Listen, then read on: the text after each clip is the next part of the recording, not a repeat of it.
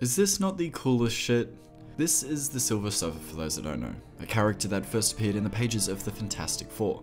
A herald to Galactus, the Surfer's purpose was to scout out planets for his master to devour. Through a series of circumstances, the Surfer decided to join our heroes and has since gone on an increasing journey of introspection on his soul and his larger understanding for the planet he saved, the cosmos he rides through.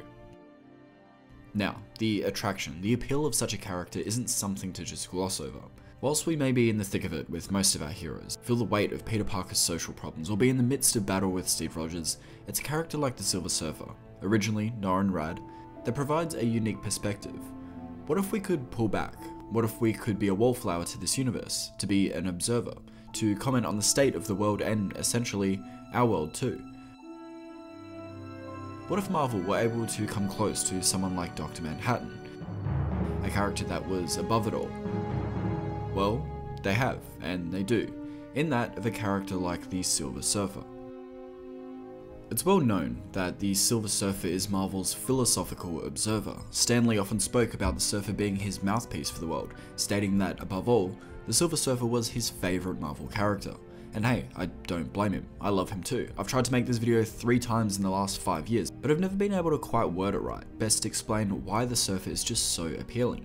The Silver Surfer is so much more than a power fantasy, a metaphor for Jesus, or even a vessel for social commentary. He's also just a compelling character. When stripped down, the Surfer, Norrin, was just a guy that wanted to do the right thing. He was noble, courageous, in the face of insurmountable odds, no different to any other Marvel hero.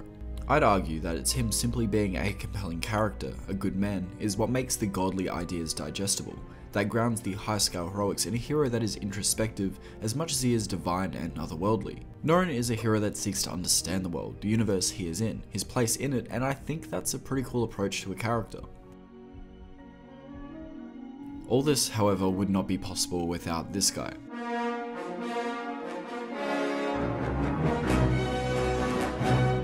Co-created to almost every Marvel hero under the sun, back in the day, Jack and Stan dreamt up these characters, creating them through the Marvel Method, a process in which placed a heavy creative burden on the artist. The Marvel Method went something like this.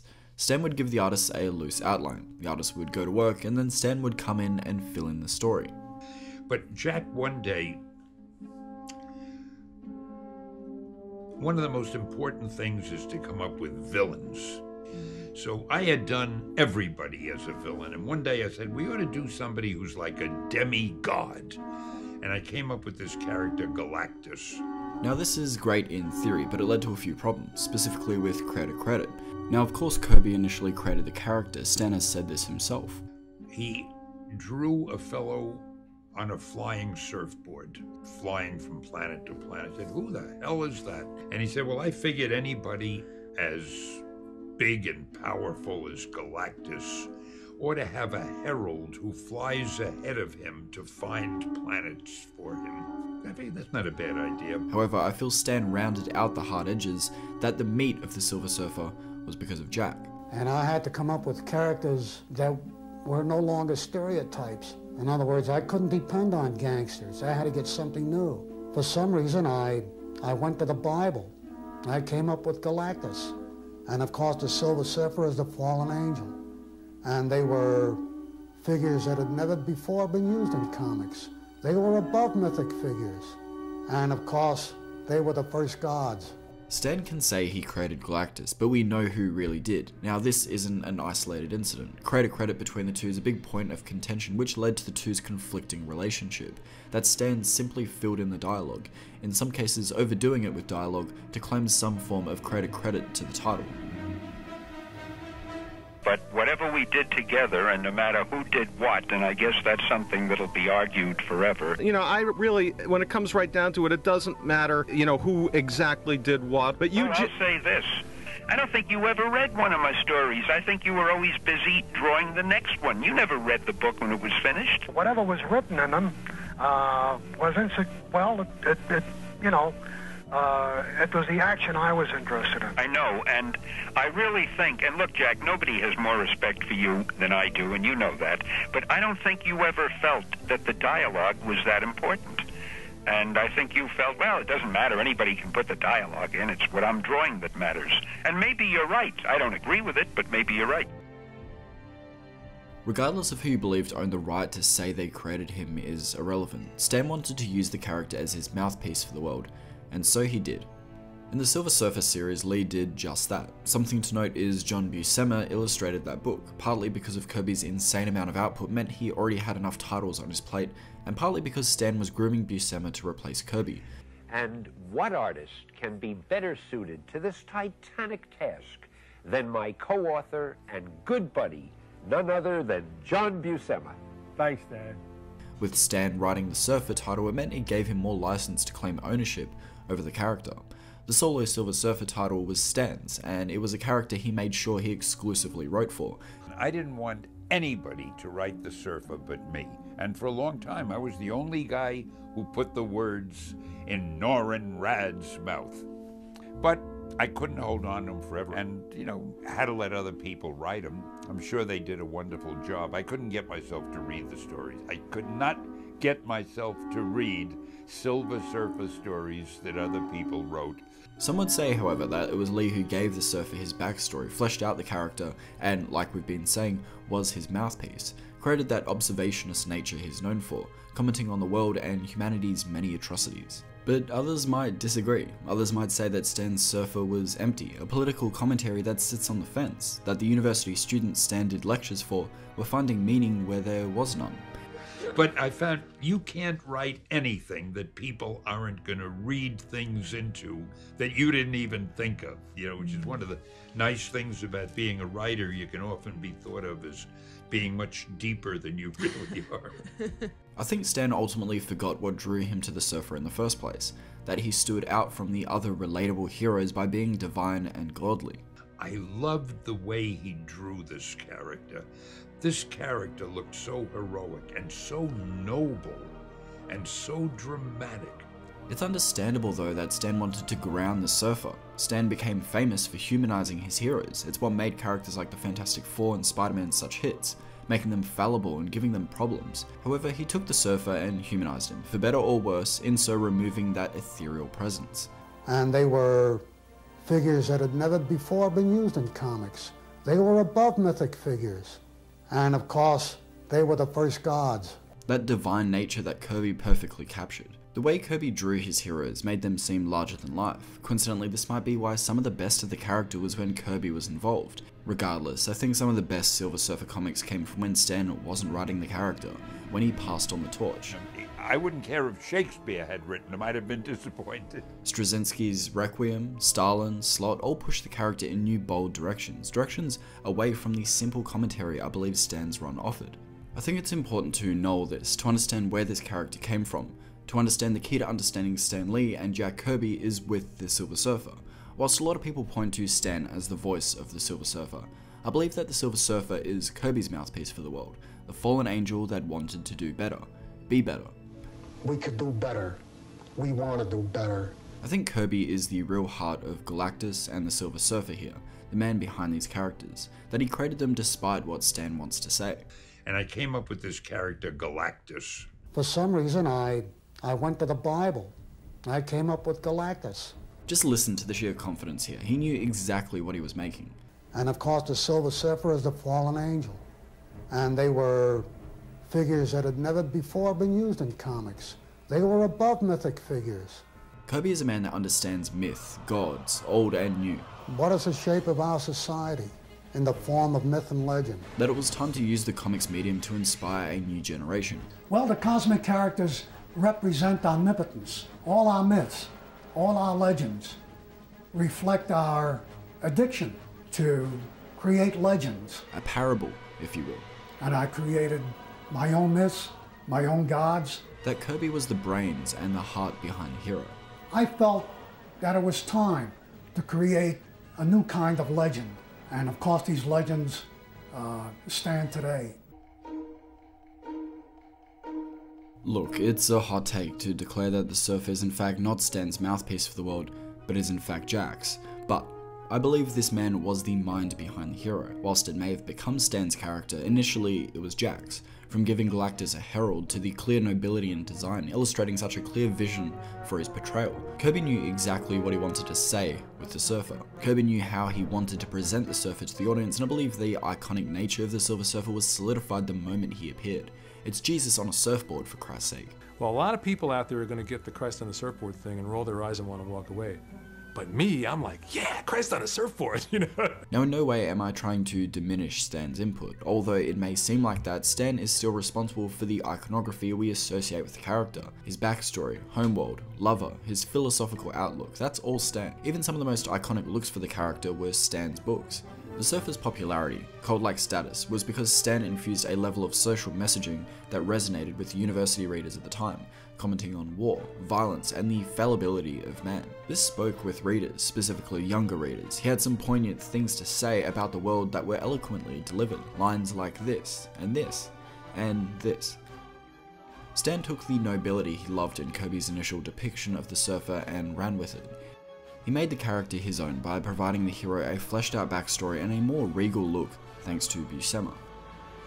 And John Buscema brought a real grace and fluidity to the Surfer that I don't think Jack Kirby captured as well, because Jack's stuff was really about power, you know, superheroes that really jumped off the page at you, whereas John's stuff was maybe finer in some ways and really fit the tone of the stories that Stan was doing at the time. Whilst in most cases, understanding the creators is essential in understanding the creation, here I think it's the opposite.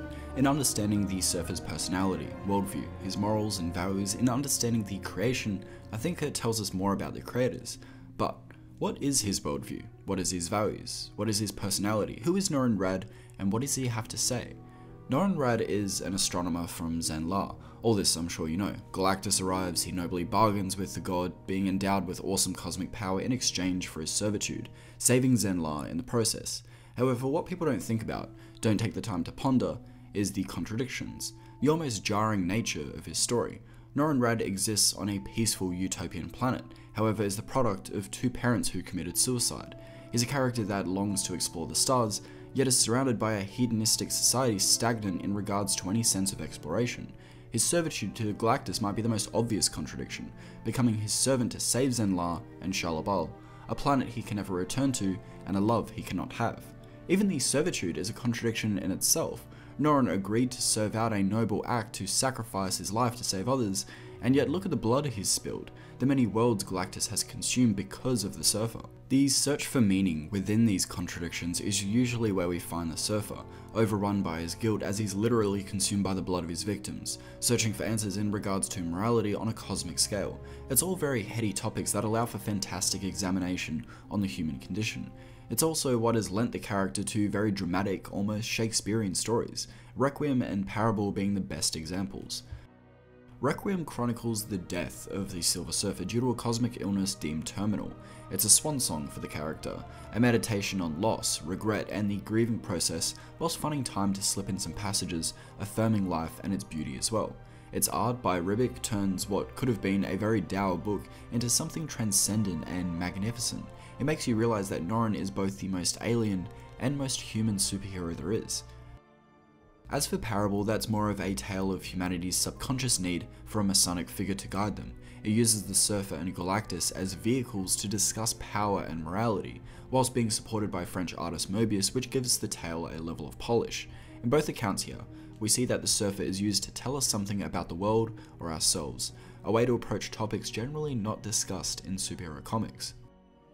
However, it doesn't always have to be like that. Slot's run was refreshing to longtime Surfer readers because we got to see the opposite, a story that allowed itself to be cool and exciting and have fun with exploring the universe. We got to see the universe through the eyes of an Earthwoman, her values impacting the Surfer, the macro at which he thinks and the micro at which she does. We got to explore the Surfer's fears, his nightmares, understand that a perfect world isn't everything, that some moments can be better than perfect. We got to see worlds destroyed and new paradises emerge, the larger moments and the smaller, intimate ones.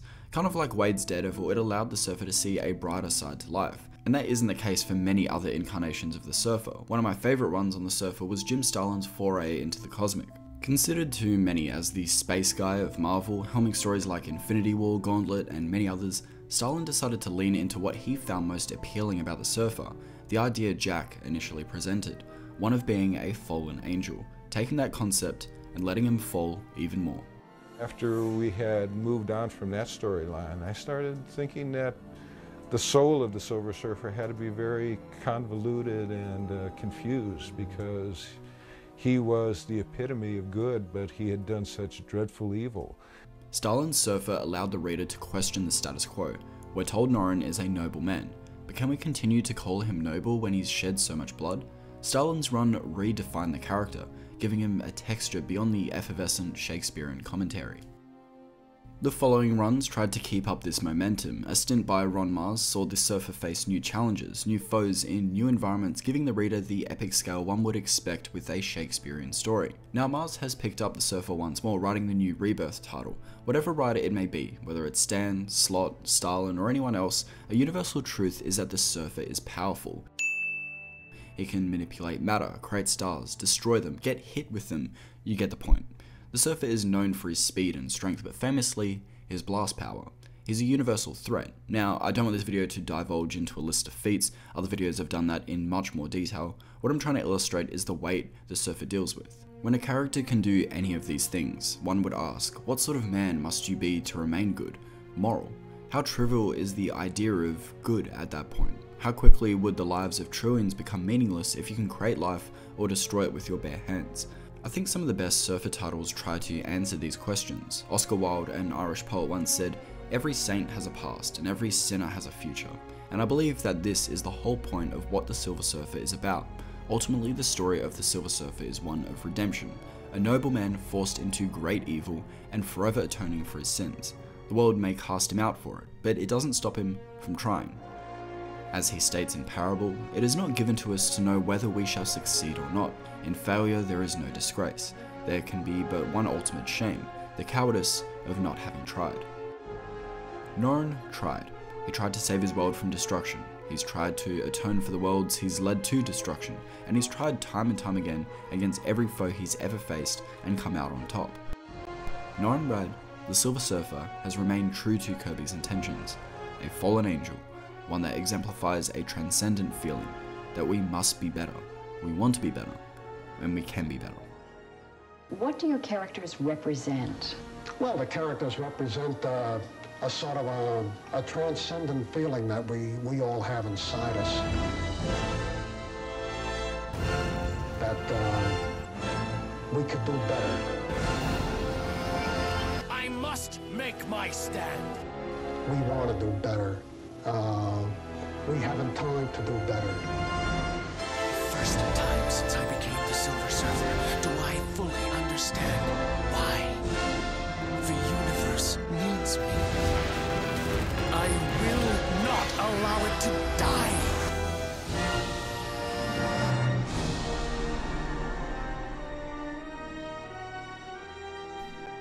Howdy, how you doing? I just want to thank you guys for watching the entire video, making it this far. I had a hell of a lot of fun making this video. It was such a blast to look into the Silver Surfer in a deep, nuanced way. With that being said, videos like this is not possible without my Illuminati subscribers that support me on Patreon. For you guys specifically, there's a poll for my next video you guys can vote on now. With that being said, I want to thank Julian, Ma, a dude from Krypton, Young Stepper, Screenspark, David, Draco, Lidge, Kai, Lance, Holland, James, William, Rex, and Carson. Seriously, without you guys, this channel does not stay afloat, so thank you so much for supporting me. For everyone else, if you haven't checked out my other deep dives on other Marvel characters, feel free to. With that being said, I will see you guys in the next video. Ciao.